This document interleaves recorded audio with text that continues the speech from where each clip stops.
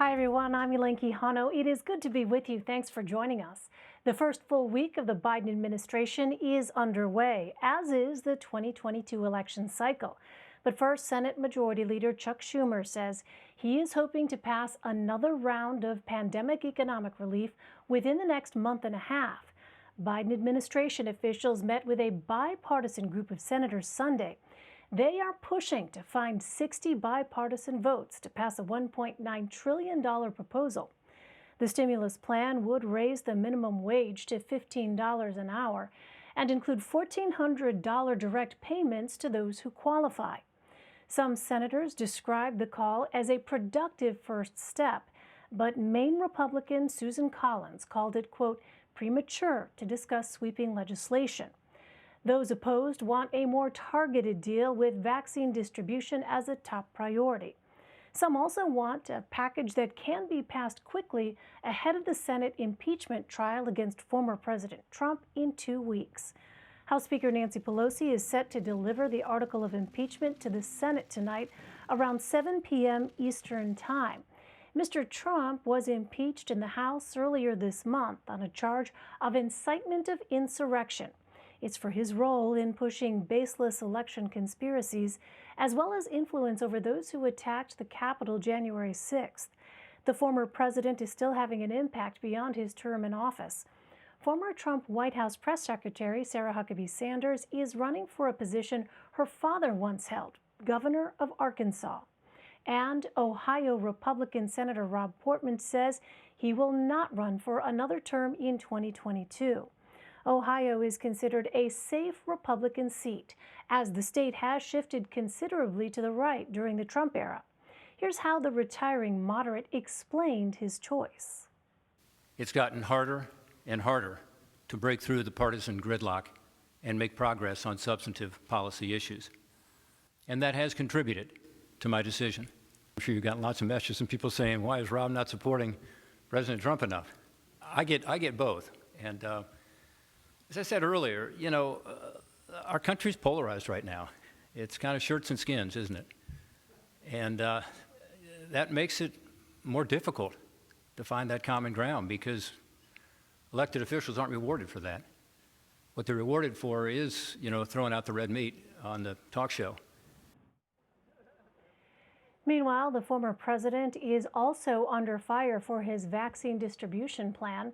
Biden administration officials claim they don't know how much COVID-19 vaccine the country has available, accusing the Trump White House of leaving no plans behind. In an interview with Face the Nation moderator Margaret Brennan, former White House coronavirus task force coordinator Dr. Deborah Birx shared just how little attention the Trump administration was paying to the pandemic. There was only one full-time person in the White House working on the coronavirus response. How is that possible? Well, that's what I was given. I saw the president presenting graphs that I never made.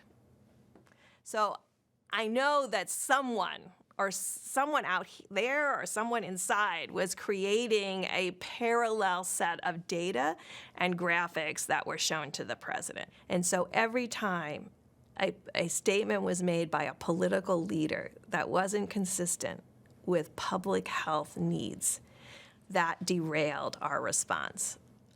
It is also why I went out on the road, because I wasn't censored on the road. Weijia Jiang, Nikole Killion, Caitlin Huey-Burns, and Eugene Daniels join me now. Weijia is a CBS News senior White House correspondent.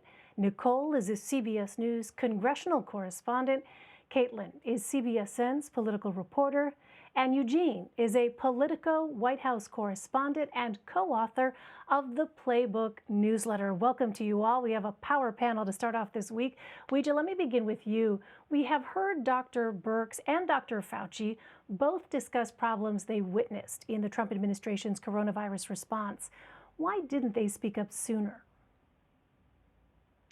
Well, Dr. Fauci made very clear recently that he had no intention of ever quitting. And that is in contrast to Dr. Birx, who told Margaret Brennan that there were several times that she thought about leaving. But the reason, I think, is exactly the same. And that's because these health experts truly believed they were still doing work that was making a difference. And I spoke to other members of the task force during the entire pandemic response who would tell me often that, they were frustrated and that they didn't know how much more they could take. But the alternative was worse. The alternative was not doing anything at all and being cut from the team, because President Trump made very clear that if you contradicted him and his narrative, that he could find a way to bench you. So perhaps he could not have fired them from their positions, but he could have removed them from the task force, and that would have meant they couldn't do the work again that they thought was making a difference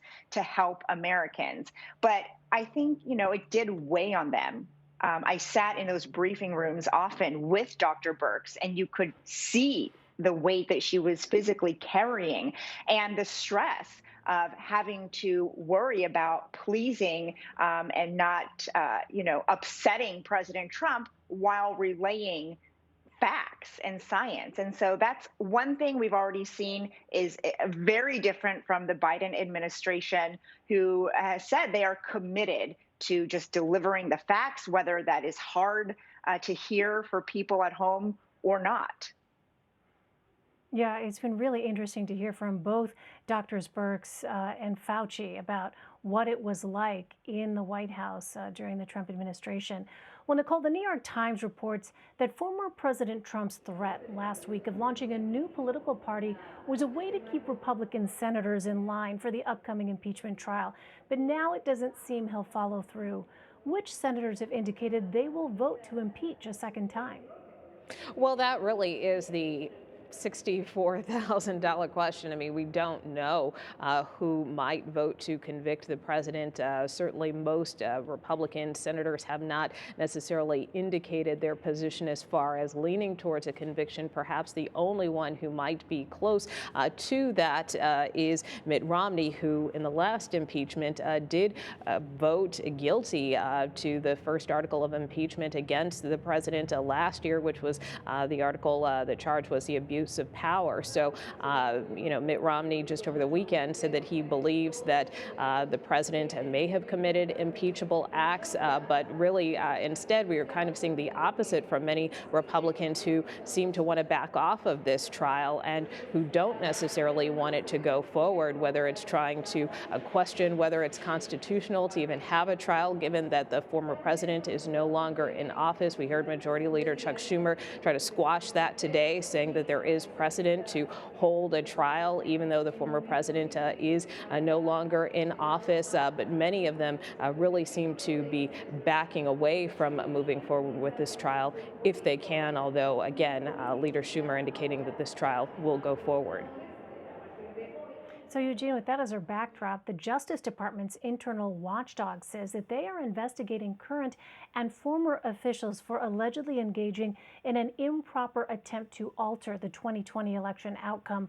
What do we know about this? Exactly. This kind of followed this New York Times article that came out that showed that accused Jeffrey Clark, who was the acting head of the civil division of the Justice Department, that he was trying to push leaders in the department to falsely and then also, most importantly, publicly say that there was ongoing election fraud investigations and kind of cast doubt on the Electoral College results. And the question that the Inspector General is wanting to ask now is, who was a part of that? Did that come from the White House? And at this point, we know that we saw President Trump pushing this over and over and over. And so whether or not he talked to Clark is going to be key in this investigation. We also know that the Democratic leader, Chuck Schumer, in the Senate says that they're also going to have investigations in the Senate. So the Senate Judiciary Committee is going to have its own oversight inquiry into any of these officials. That includes Mr. Clark, who's going to be involved, who is said to have been involved in this. It's going to continue, and it's gonna be something that takes over a lot of oxygen as we have an impeachment, and the thing that people keep wondering is who knew what when, which is trite to say at this point, but it is the biggest question, and whether or not that came from President Trump, because the thing that we all saw was that this was happening so publicly, and so the idea that it was happening privately and people were being pressured to do that doesn't seem that far from the truth. Right. So, Caitlin, as we all continue to keep an eye on Washington, you have some new reporting really interesting on how state Republican lawmakers want to change election laws after President Biden's win in November. Which states, Caitlin, and what do they want to change exactly? It's really interesting, Elaine. There are Republican state lawmakers pushing for reforms, not only in states that Donald Trump lost, like Pennsylvania, Michigan, Wisconsin, and other areas, but also in places that Trump won, like Texas.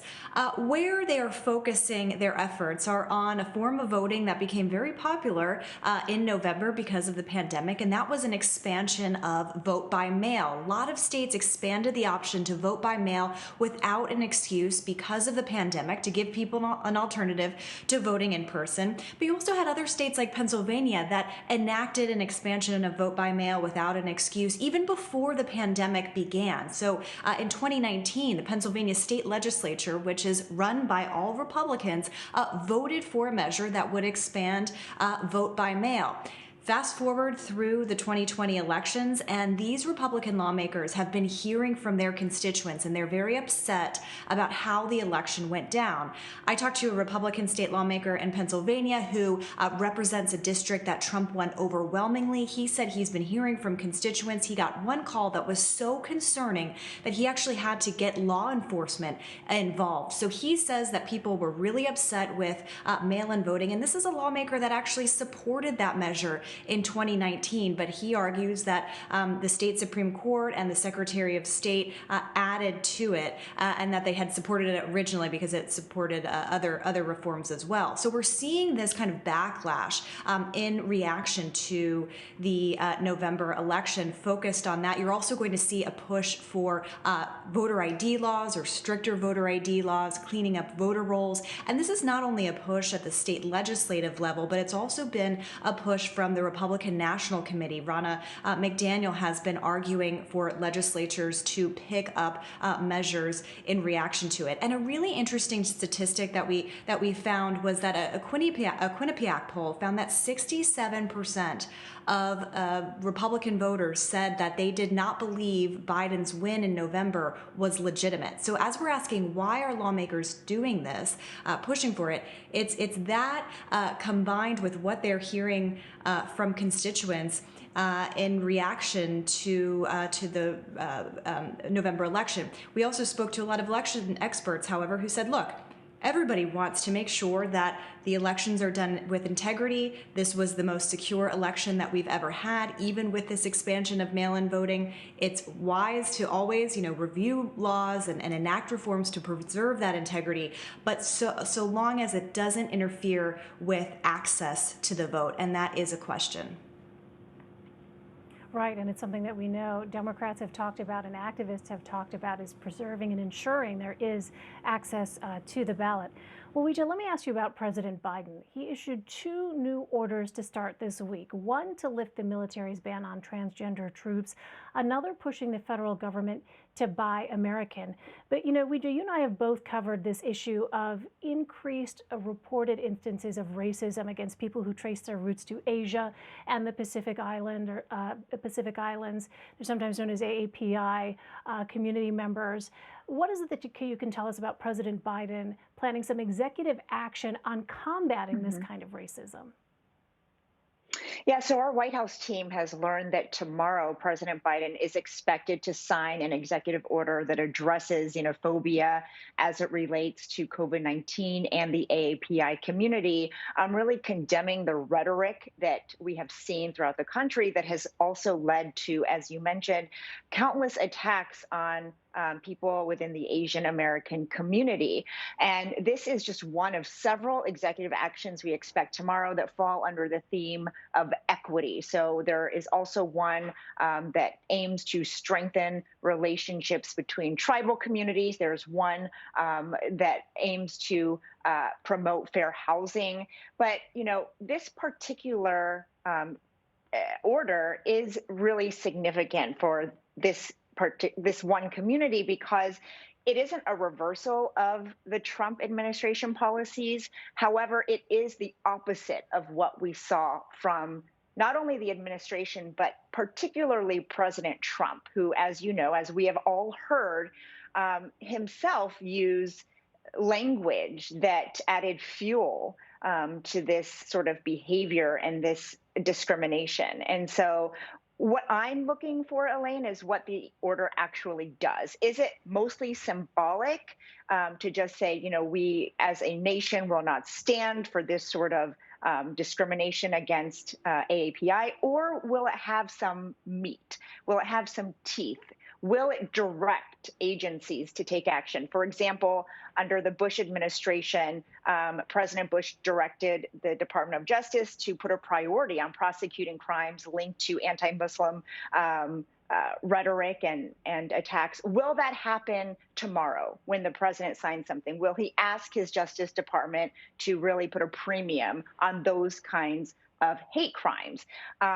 Either way, I know advocates consider this a win, especially because, again, it is so different from what we have seen for the past year. Yeah, it will be interesting, though, as you note, Weijia, to see whether or not there is some sort of power behind this statement. But nevertheless, it does represent, as you say, a sea change, really, considering some of the rhetoric that we heard from the presidential podium in the previous administration.